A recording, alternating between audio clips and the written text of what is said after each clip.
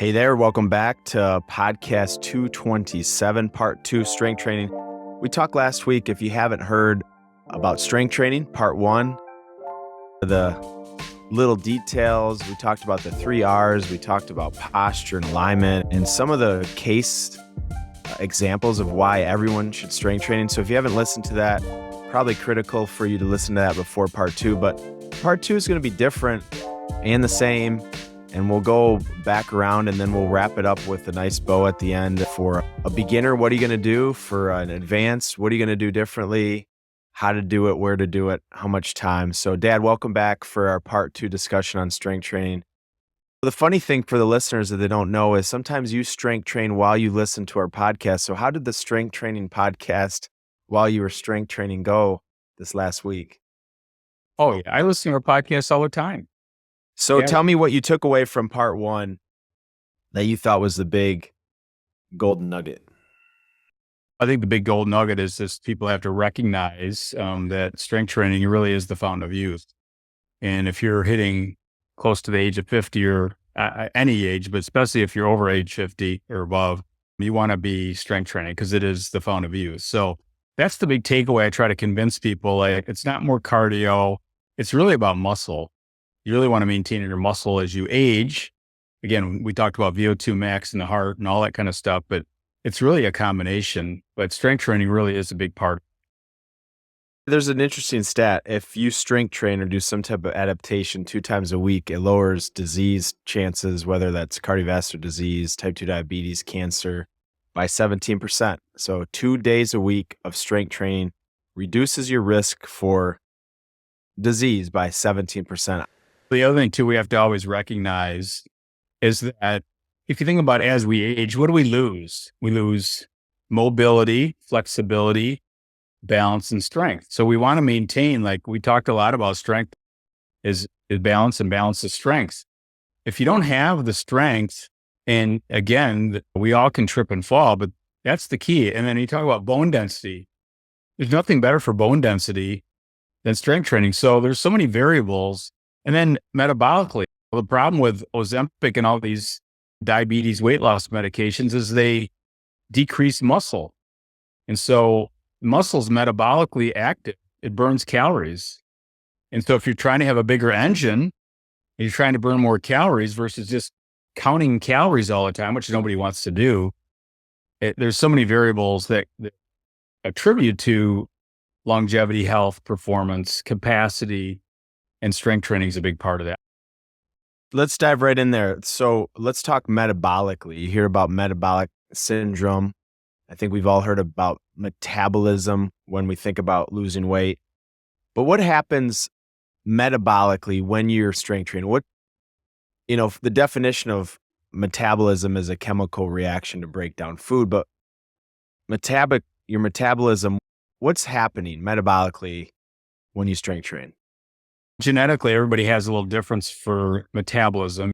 Uncle Joe that eats anything in sight and he's super thin. But really the bottom line gets back to, if you think about muscle itself or just the human body, every cell in the human body has a cell membrane, but it also has a mitochondria. And that's the car engine. That's the power pack. That's the engine. So when you think about, without getting into the Krebs cycle and ATP, is that when you have more muscle, you have more mitochondria. There's more mitochondria in a muscle. So the more muscle you have, the more mitochondria, the more engines you have. So that's the key. And as we age, we start to lose muscle. We start to lose mitochondria. So that's why it's a big part of metabolism is strength training, because you want to have that engine the rest of our lives. So when you think about metabolism, like, how do you get people to sustain weight loss? You got to have muscle, because you can't just keep decreasing calories and doing more cardio. You need to have the body working for you when you're not working. I love burning calories while I'm sleeping. And that's what muscle does. So metabolically, one of the best things you can do metabolically is strength training. Correct. I think that's a critical point. You were talking about bone density and calcium, and I think it's important for people to understand. They hear metabolism, but what is metabolism? It's a chemical reaction in the body. So Would you say we have an ability to enhance our hormonal function with strength training? Yeah. And again, it's all of the above. But when you think you have, again, as we age, you need to put adaptation to the body, bones, and you put adaptation to the bones get stronger. They're alive. Same thing with muscle. The more you put adaptation to muscle, again, that's why these medications are going to kill our population. When you think about Ozempic and Wegovy, and the list goes on, Trulicity, it's you're going to decrease muscle. You're going to initially lose weight, but then over time, you're not going to have so you have a bigger engine. And then when you think about hormones, again, it's a question, how do you build, again, we did a testosterone podcast a few back for both men and women. And you hear this all the time, like, hey, I need to take hormone replacement. No, you need strength training. You need to take an omega-3 fat. So when you do strength training, you stimulate, I call them the lean hormones, your steroidal hormones. That's DHEA, that's growth hormone, that's testosterone. These are the hormones that make us leaner. Now, again, touching 67 in a couple months, is my testosterone level what it was when I was 25? No. But one of my goals is to maintain a higher testosterone level, more lean hormones, and a big part of that stimulation comes from strength training. So that's why I tell everybody, once you hit that age 50, you got to get in the game because you want to have these hormones not plummet. You know, we talked about testosterone for men, 250 to 1,000. Anything under 500 is not good for men. And anything under 20 is not good for women. And so I see such low testosterone levels, and a big part of that, they're not doing any strength training. What is that going to do for your hormones? If you're going in the opposite direction with lack of recovery, stress is the killer for muscle because you can't build muscle when your stress hormones are on. So again, you're losing muscle. You want to get leaner. Yes, I get that. But you don't want to have these stress hormones on that affect so many things, including your hormones. I think this is a key point. Muscle, you said, is catabolic and anabolic, but the difference has to do with the hormones that are triggered. So if you're in a cortisol state, stress state, that's catabolic. It's eating the muscle. It's using that muscle. It's deteriorating that muscle. But anabolic is thriving. It's growth. That's where testosterone is. Talk about that because I think it's important because sometimes we think, I just got to kill myself in the gym and that's going to be the answer. Again, the numbers don't lie. If you have a testosterone under 250 for a man and you're under 200 for a woman. Under 20 for women. Under 20. Yeah. So again, if I'm overtraining or overstressed or my anxiety button's on all day long and I'm going 900 miles an hour without recovery, your body's not going to repair and build. And so when you think of strength training, that's why strength training puts adaptation and then you recover. We've all had sore muscles before. That's muscle fiber tearing. That muscle fiber is torn. That's what's causing the pain. My muscles are sore. We've all done this before. If you've never done this, we go water skiing for the first time in 5 years, see how your arms and shoulders and back feel. But you need enough recovery to allow the body to adapt and repair. And so lots of times when you think of exercise, there's not a lot of rest. So when you can get people to do strength training with the proper rest cycled in, that's the home run. Now I'm building a bigger engine. I'm having better balance in my hormones. Because if your stress hormones are on, the cortisol, aldosterone, epinephrine, those will steal, which we talked about in the testosterone podcast, from your building or your steroidal hormones. So you see this every night on TV, all the hormonal stuff for both men and women. Let's just step back and say, wait a minute. How can I get my body to get back into balance? And a big part of that is strength training with proper rest. Yeah, I think that's a really critical point. Maybe it's a little bit too scientific. For some folks that maybe overtrain, we got to get some more recovery. For a lot of folks listening that don't do any strength training, we got to get more activity. And so the activity actually is going to decrease stress, decrease anxiety. We're going to get into the mental health state. If we're over exercising, there are going to be some benefits, but then if we're not recovering, then we're losing some of those benefits and we're going to create the same side effects of anxiety or irritability or fatigue or injury. Injury is a symptom usually of overtraining or not enough recovery. So let's dive into that for a second, because I think that's an important piece when we talk about the strength training as the fountain of youth, what it can do for the nervous system.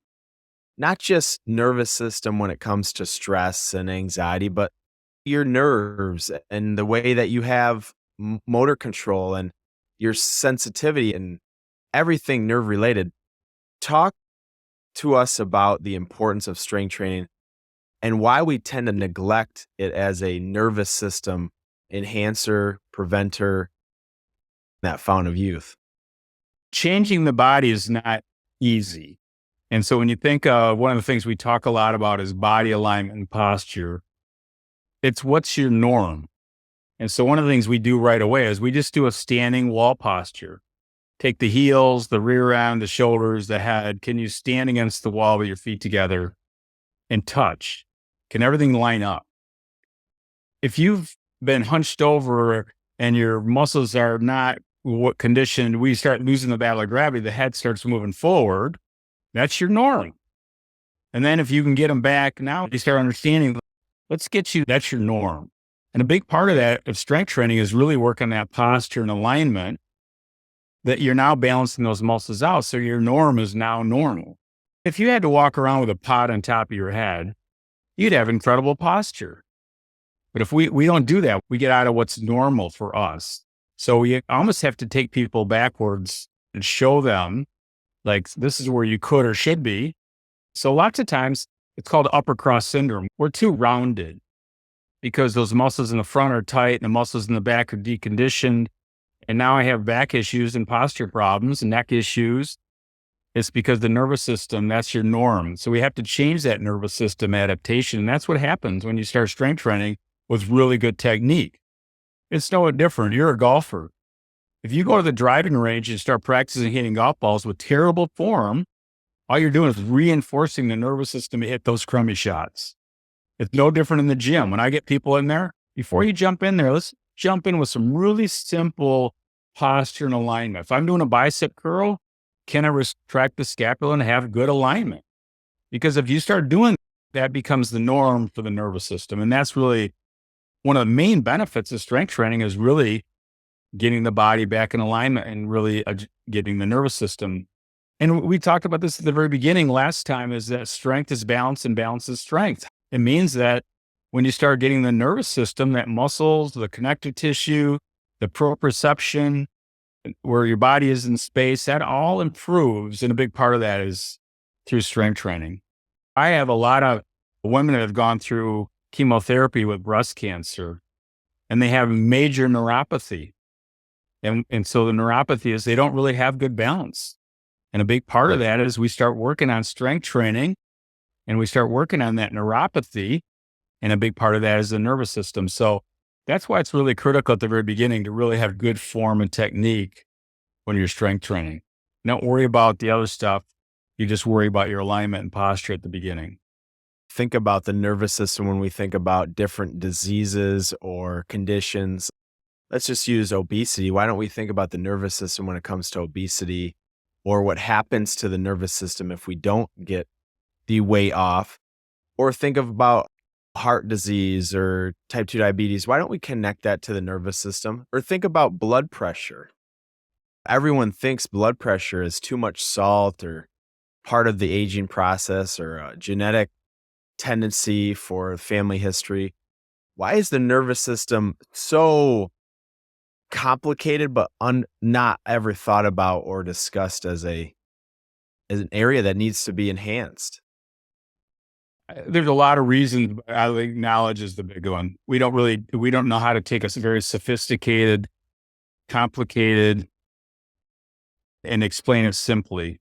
When you think about the autonomic nervous system, it's autonomic, it's automatic, but we have so much more influence. I just talked to a gentleman this morning and he's got anxiety and they want to put him on a lot of meds. That's your nervous system out of balance, talking back to you. And we just have to understand the sympathetic nervous system is the gas pedal and the parasympathetic nervous system is the brake. And so we now know if I have a racing sympathetic nervous system, If I do things like strength training, that will bring that back into balance. That's called muscle contraction. Breathing is another one. But we just don't understand that. And that's why the benefit of strength training is so wide. And a big part of that is when you get in the gym, I tell people it's like washing your brain because you're working on your form and your technique and you're lost. Your brain allows time to recover. Get your brain connected to what you're doing. Arnold Schwarzenegger always say the difference between this person and that person is they could concentrate and get the mind and the body connected. That's the nervous system. Yeah, where are your feet? Can you feel your feet type of a thing in that moment? It's interesting we were talking about the nervous system, so that's the central nervous system, and then there's the autonomic nervous system. And then there's this thing called the enteric nervous system, which is in the gut. Yeah. And the gut brain connection. And so that's where I want to take the conversation from nervous system now to gut health, which leads to brain health, which crosses the back and forth. Let's talk about gut health real quick. I did a little bit of thinking through, okay, why does strength training, let's actually put the X's and O's. Why does strength training improve gut health? Gut health is such a big problem. Couple ways that it can improve gut health is it's going to help improve blood flow because you're pumping blood in the body. You're requiring adaptation. That blood flow is a good thing for the digestive tract.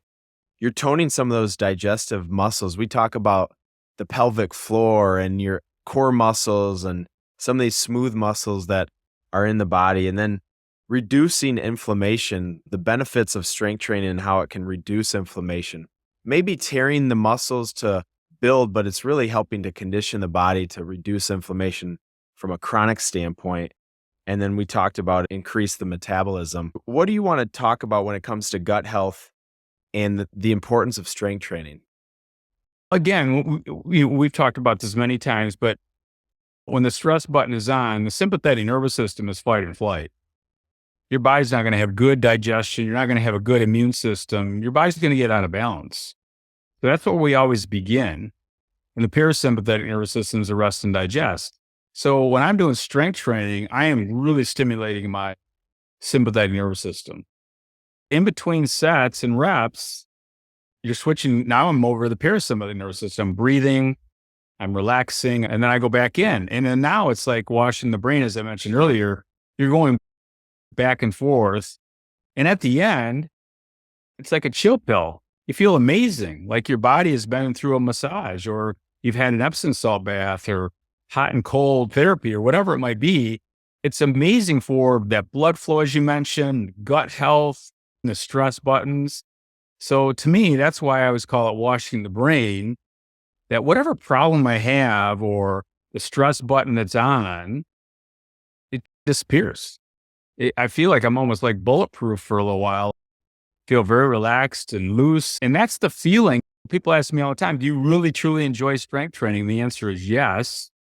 But what I really enjoy is like the feeling of not only in the moment, but the post. And that's back to gut health. If I get that going, and as you mentioned, the blood flow, enteric nervous system, the list goes on. It all is connected. And that's the benefit of that. Yeah, and you get the endorphins, the mood, feel good hormones and all that stuff. And then it leads into better sleep, activity and blood flow and detoxification. So the benefit of strength training is detoxification. You're using those muscles and those cells and they're producing waste and they're flushing it out versus think about a pond in your backyard that's sedentary and just growing algae, and it needs flow. It needs a little bit of activity to flush it out. And you mentioned this, but rarely do people really think about what's going on in my visceral areas of my gut. What are these muscles all doing? Spiny erectors in my back, the stability muscles, these are all working. They're all working. And if you don't use them, they get soft and squishy. They don't support your body anymore. So there's so many things going on. People are like, oh, I'm going to do a plank for my core. Yeah, but you don't have to do that. You can do strength training, engage all those muscles while you're standing up. or doing a push-up. That's the key. We've gone through a lot of the benefits. People just always think it's muscle. It is, but it's everything, the brain, the gut, they're all connected. Yeah, it is muscle and it's blood flow and it's anabolic and catabolic and hormone and chemicals. And what you're really doing, it's just like anything, you're making the body work more efficient. And the way that you make the body work more efficient is you have to put it under a little bit of demand. Here, That's what makes it challenging. we always say the human body is the only machine that gets better with use, with proper use. As we age, we're all aging. I'm slowly breaking down. It will happen to all of us. But what you're doing is you're trying to create that capacity. It's going to be a lot slower. That's why we call it the fount of youth. There's nothing better for overall health, in my opinion, is to bring this component. And a big part of, we talked about this in the cardio and the heart, when you get somebody that's more, so they can become a little bit more fit, then we increase the intensity and the volume goes up. And now I'm working everything. I'm working my respiratory system, my heart, blood's pumping, I'm getting a sweat going, all the above. So that's what really makes it fun and interesting and engaging. And again, as we age, there's nothing better. Okay, so I think part 2 was really good. It was showing all the different little nuances that strength training improve on that maybe we overlook or haven't thought about, or maybe we're having symptoms around the nervous system or bone density or metabolism that we're just so focused on food, but we're not doing some of the secret sauce that's right there. So let's start with a beginner. A beginner's listening to this. You share it with someone that you know that maybe could benefit. How does that beginner get started? What are a couple easy takeaways that you want them to do? The first thing, this is the awareness. We're getting into that, but there's a couple things to think about. Number one, do I want to hire a professional to help you get started? I think that's a good thing. To help you at the very beginning, you would say the same thing. If you're a beginning golfer, the grip, the stance, just the basics, get them started. So I think I would hire a professional. That would be number one. Number two is you have to think about your environment. Talked about this last time. Where are you going to do it? Am I going to the gym? Am I going to do it at home? Where's it going to happen at? And if you're going to decide to do it at home, try to create an environment that you enjoy. And then from there, if I'm doing a home gym, what do I really need? You need some dumbbells. You need some bands, probably need a bench. You don't need a whole lot of equipment, but you need to have that environment that's pleasing. Do you have music? Do you want a TV in there? What do you want it to look like, feel? So once you get that down, maybe a Swiss balls, some yoga blocks. There's lots of things you can buy that are really very inexpensive. Maybe you want to get a kettlebell. Maybe you want to get a medicine ball, whatever it is. I don't have a lot in my facility, in my place here. And then from there, you pick out 2 or 3 lower body exercises and perfect them. I like to do a counterbalance chair squat because pretty much everybody's got to sit on the chair. They got to get on the toilet. So counterbalance squats means my hands go out in front. I could use a broomstick. I could use a weighted bar, but it allows the body to get really in a good position. And now the body is going backwards. The butt's going back, puts a lot less stress on the knees. Like people say, I can't squat. If you can do a counterbalance squat to start with, then maybe some type of step back, not a lunge, but a step back. So now we're putting less force in the knees. Plus, you can make these super simple, really easy. And then I teach the lateral lunge. So all I did is just put my feet apart and I just gently move side to side. So I'm moving my knees differently. I'm working my hamstrings, my glutes. And that's why I teach, those are the 3 exercises I teach all the beginners for lower body. And then upper body, I'm going to teach some form of a push-up and teach them scapular retraction. And all scapular retraction means you're taking the shoulder blades and pulling them together, which creates more space in the shoulders. So I could do a modified push-up against the wall. I could do a modified push-up on my knees. I could do a progressive push-up where I'm still on my knees, and then I can do a full-blown push-up. So a push-up is a huge benefit to the core and upper body. I also like to teach some type of standing or row. It's an easy thing for the back. I like standing rows better because then again, I'm working on my posture. You can do it with bands. It's easy to do. You can do a bent over one with a dumbbell. I also like to teach a bicep curl because I think it's a great posture exercise. And I like to teach it against the wall. So your back is against the wall.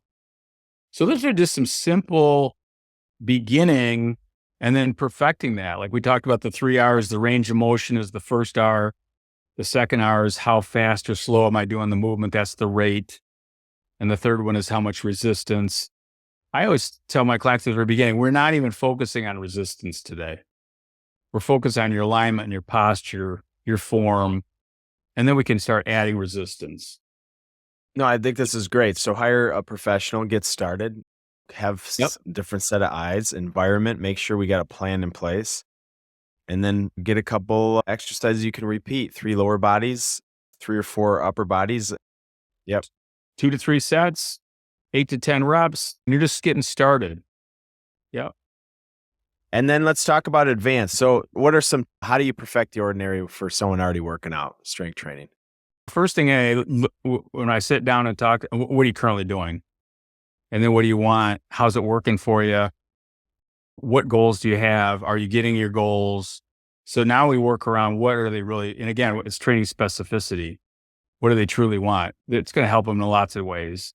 And then from there, what do they want? Are they training for a specific sport, activity? They got an injury, whatever it might be. We're going to really target that. But that's the first thing I do is assessment. What can they do? What can't they do? Can you do a full-blown push-up? Can you do a body weight pull-up? Wherever they are in the spectrum, I want to know what they want. And then we design a routine around that. How much time do they have? I always talk about time. Where are you doing it? Back to the environment. Are you changing your progressions? Rarely are they even there doing it. They're just doing the same stuff. They're just trying to push heavier weight all the time. What kind of recovery do you have? Tell me your recovery. Don't even think about it. So then from there, we just reverse engineer and say, okay, these are the exercises we need. This is the progressions we're going to do for this 30 days. This is the intensity we're going to go after. Talk about your goals. And then from there, generally I'll teach a split routine because that allows them to have enough recovery. So I might do a chest and back routine or a shoulders and arms and lower body. We do a 3-day split. And again, they could be track athletes. The splits are going to be just different movements. So to me, I'm always like, what do I want? Do I want to create? Do I have any injuries, any limitations? Yeah, So, and inside that, you can do plyometrics. You can do more of a traditional bodybuilder physique structure, multi-plane, closed chain. There's so many different ways to yeah. tweak. So I think one of the things that I've had this hamstring thing. I started really training specifically for my hamstring. And so instead of doing the traditional leg curl or whatever, you still do that. I'm doing more explosive type movements. That is strength training. Oh, handling my own body weight, frog hops, single leg hops, lateral movements, that kind of thing on top of traditional strength training like lunges and squats. I do a wall squat. I do a hamstring thing against the wall, but those are very specific, but really not a whole lot of resistance, just handling their own body weight. Yes. Good. I was going to get you a life alert for your birthday, but if you keep doing those exercises, we'll. So as we wrap up, I think a strength training, obviously we can go so deep without the visuals. I mean, with visuals and video and in person, you can spend days and days. And I'm learning things still to this day that are so subtle. And then there's these mind-blowing things that I've never heard of before, but there's so many subtleties in moving the body and strength training. And some days you're feeling good in an area and you maybe neglect it or forget about some exercise that you used to do. And you're focused on your hamstrings. So you're so focused on that and forget about your shoulder. So it's so much, there's so much involved, but I think the takeaway part one was everyone should be strength training. And if you're over 50, there really is an excuse if you don't want to age the way that most Americans are aging. I think to put it bluntly and accurately, we're not aging how we can. with the amount of information, technology, resources, healthcare system, we're aging faster than we ever should with all the information we have. And then number two is, why should you strength training? So everyone should, but why? I think we broke that down today, from gut health to sleep to bone density to metabolism, nervous system. Strength training really is checking a lot of those boxes. Now, nutritionally and recovery and breathing, all those things matter too. Rest, eat, move always does matter. But strength training to me is so misunderstood. I mentioned in the last podcast that my son's starting tackle football. And if you're not a football player, it doesn't mean that you shouldn't learn how to strength train. And if you're a football player in high school and you're done with playing those sports, doesn't mean you should stop strength training. And I think that's where we've lost some of the connection of, we think we should just strength training to maybe do sport, or we think we should just strength train because we want to look a certain way. No, it's to look a certain way, it's to feel a certain way, but more importantly, it's to change the body so that it can adapt and evolve and increase its capacity as we all are going through the aging process. I'll give you a couple seconds to wrap it up, but a couple reminders. If you haven't checked out our new food bar, which is a nutrition bar, we're calling it, 200 calories. I think it tastes great. I'm biased because I developed the formula and the taste and the profile. Chocolate, almond butter. I'd love to hear your feedback. All we try to do is provide healthy food on the go that we think tastes pretty good. We still have our old food bars. Those are a little bit more calories, maybe not as long of a shelf life, but we still have those. Love to hear the feedback and the comparison. Our daily Omega, Kids Daily Omega, we probably aren't going to bring that back as a product, but we still have a lot to go through before they expire. It's a great product. We overlooked the simplicity of kids taking cod liver oil. The parents still have to buy it. The parents still have to administrate it, give it to their kids. But it's a great product, and those are on sale for the next several months as we get through that batch. Dad, wrap up strength training part 2, and we'll see you guys next week. Go ahead. Yeah. So again, we've talked a lot about the benefits of it, but really we're a real fan of the one step at a time. So if you're not strength training, really make it simple. Okay, today I'm going to do some body weight squats and I'm going to do some modified push-ups, and I'll do that a couple days a week. If that's where you begin, that's going to have huge benefits.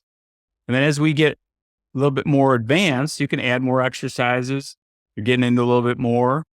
But as you advance a little bit, remember, one of the most powerful ways, this is what I tell all my clients, can you handle your body weight? And that really is the sign to me that, okay, that's what I want as I age. Can I hang from a bar? Can I get off the floor? But that's the thing. Strength training, I would get instruction. So we talked about getting instruction as a beginner, but maybe you get a refresher every so often with a professional. I think that's a great thing to look at. Is, let me take a look at your plan. Let me adjust this here and there, and then come back and we'll get together. Don't have to see them every week, every other week, even every other month. Maybe it's 2 or 3 times a year that they adjust you and look at your plan. So I think that's always beneficial for the more advanced. In the U.S. Open tennis, I just have to laugh. They have teams of 5 to 8 on their team. These are the best tennis players in the world, both men and women.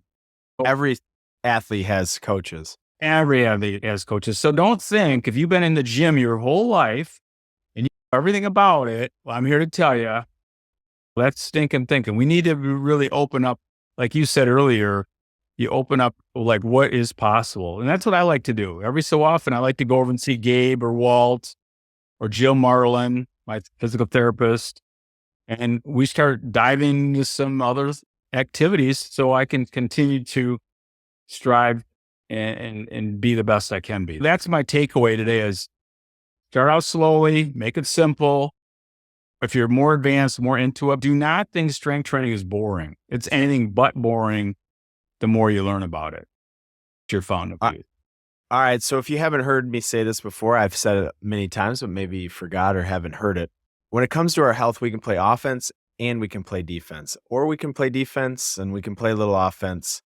I think most people like to tend to do just the defense. The defense here, you strength train, you're going to reduce your risk of disease by 17%.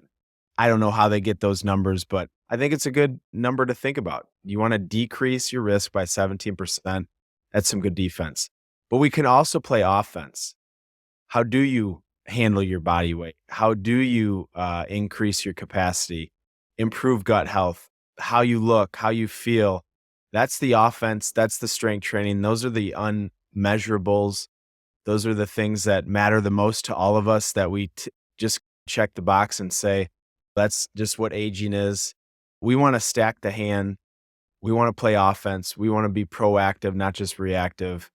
And that's what this 2-part series strength training was. Everyone should strength train. Let me just mention one thing, last thing before.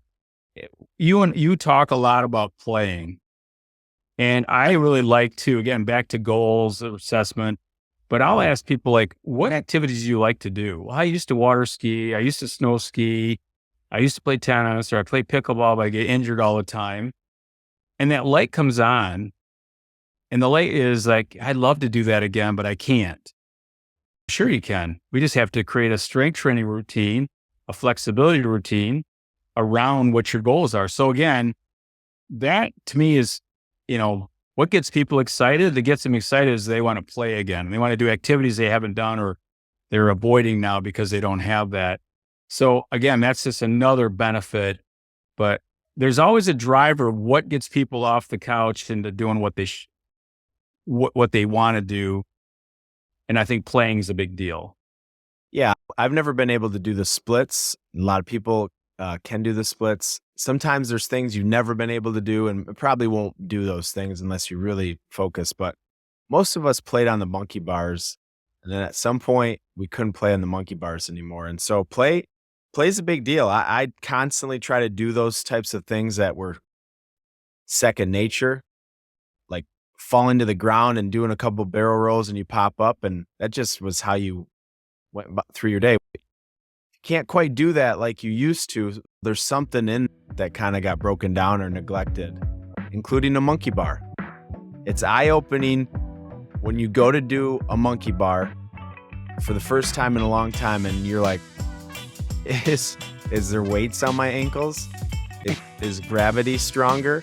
Are my shoulders weaker? But at some point, most of us listening could do the monkey bars without thinking about it. And that's what play is. We got to constantly readjust and have the awareness of, I need to get back to doing that. So part 1, we all should strength train. Part 2, I think we hammered home why. We gave some takeaways, and we'll see you again next time.